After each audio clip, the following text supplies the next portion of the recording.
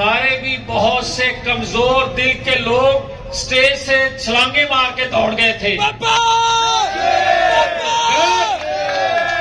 آج حقیقت سب کے سامنے آ گئی کہ فیض حمید کو سزا دینا کافی نہیں.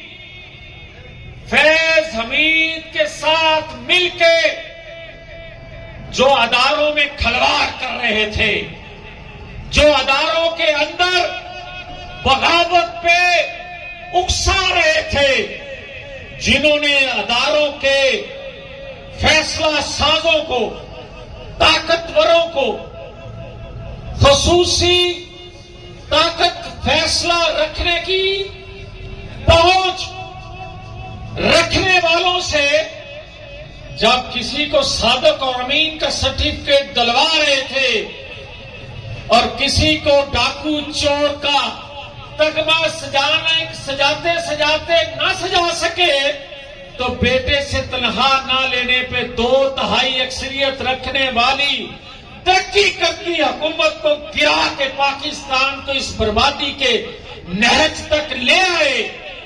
تو کوئی جانتا نہیں جسٹس ثاقب نثار کو؟ کیا کوئی بھول سکتا ہے جسٹس عظمت سعید کو؟ کوئی بھول سکتا ہے جسٹس کھوسا کو؟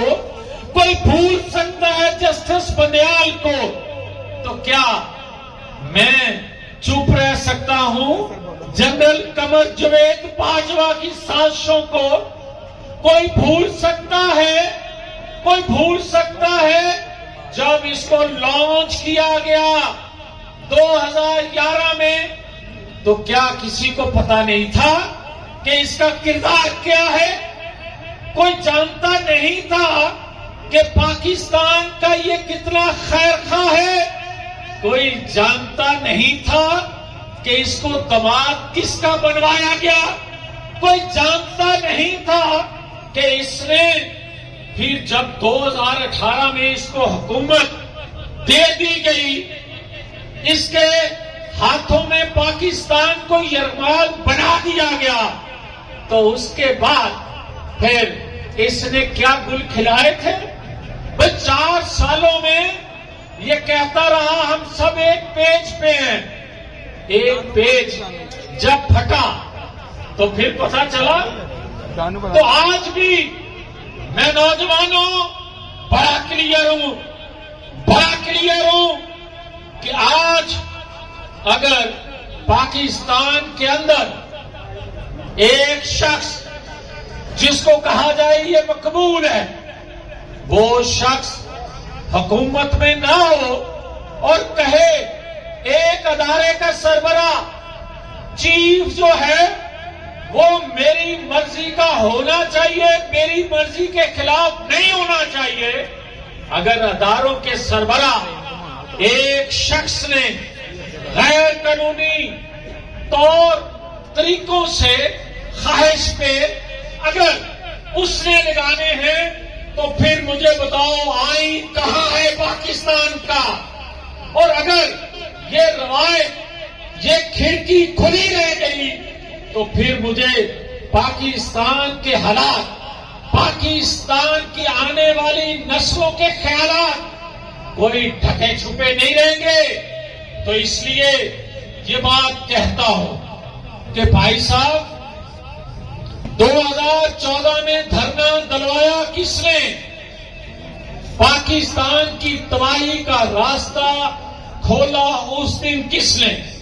مجھے یہ کہنے دو کہ نواز شریف نے کئی بار حکومت لی، آئے قوم نے منتخب کیا، مگر کئی بار اس کو ڈاکو چور ہائی جیکر کہہ کر اتار دیا گیا، مگر اس نے ہر دفعہ پاکستان کی ترقی کے لیے کچھ نہ کچھ کر کے گیا.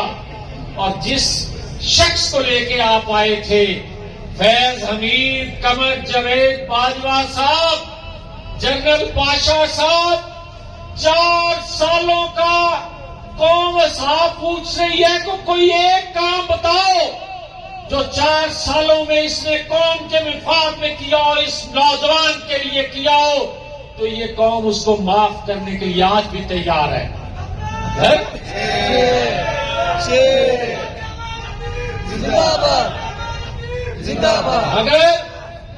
مگر یہ نہیں ہو سکتا کہ جسٹس بھی اپنی پسند کا، یہ نہیں ہو سکتا کہ جسٹس بھی ایسا ہو کہ جو پریس کانفرنس کر دے وہ 9-10 مئی سے آزاد، جو آج خاموش ہو جائے مگر 26 نومبر کرنے والا ہو، جی ایچ کیو پر حملہ کرنے والا ہو، ہمیں ڈاکو چور لٹیرا کہنے والا ہو.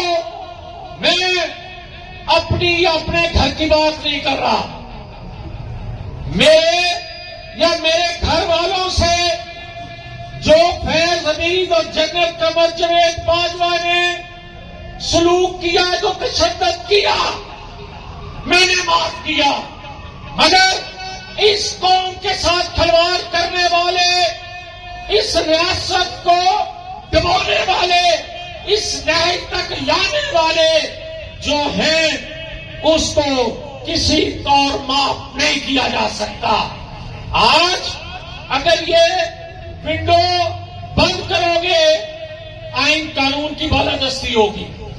اگر آج جسٹس کرو گے ان تمام لوگوں کو کٹہرے میں لا کے جنہوں نے یہ منصوبہ بندی کی کہ کوئی 10 سال حکومت کرے گا، کوئی ایکسٹینشن لے گا، کوئی 20 سال کے لیے صدر بنا دیا جائے گا، کوئی یہ فیصلہ غیر قانونی غیر آئینی فیصلہ دے گا تو اس کو جناب تاحیات پینشن دی جائے گی، مراد دی جائیں گی، اس کو نوازا جائے گا. میرے اور آپ کے ٹیکسوں سے انہوں نے فیصلے کر لیے، دبا دیا پاکستان کو.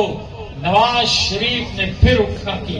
اس نے گجرانوالہ میں یہی کہا تھا نا کہ یہ 5 لوگ ہیں جنہوں نے برباد کر دیا پاکستان کو، مگر میں ان کے ہاتھوں اپنے لیے کچھ نہیں مانگوں گا، میں سولی پہ چڑھ جاؤں گا مگر پاکستانی قوم کو آزادی دلوا کے جاؤں گا.